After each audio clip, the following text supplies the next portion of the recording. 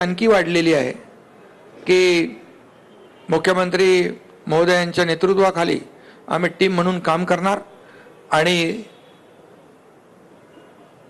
आम्हाला काय मिळालं यापेक्षा महाराष्ट्रातल्या जनतेला काय मिळणार आहे, त्यांच्या जीवनामध्ये काय बदल होणार आहे आणि या महाराष्ट्र राज्याचा चौफेर विकास कसा होणार आहे यावर आम्ही पूर्ण फोकस करणार आहोत।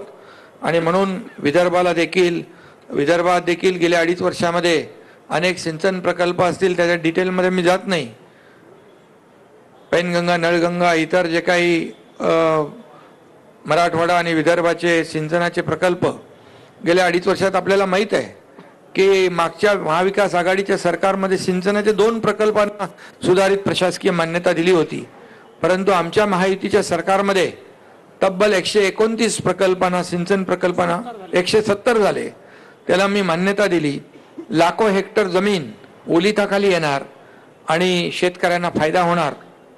म्हणून हे सरकार बळीराजाचंही आहे, त्याच्याही मागे उभं राहण्याचे निर्णय आम्ही घेतले आणि अनेक निर्णय नियमाच्या म्हणजे जे नियम निर्धारित केलेत त्याच्या पुढे जाऊन NDRF असेल आणि इतर निर्णय असतील, आम्ही तेही केलं शेतकऱ्यांसाठी। गेल्या 2.5 वर्षात आपल्याला माहीत आहे, मी त्याची पुनरावृत्ती करत नाही, परंतु आदरणीय प्रधानमंत्री महोदयांनी 6,000 रुपयाची जी शेतकरी सन्मान योजना दिली, त्या 6,000 रुपये आम्ही टाकले गेल्या 2.5 वर्षात। 1 रुपयात पीक विमा योजना केली।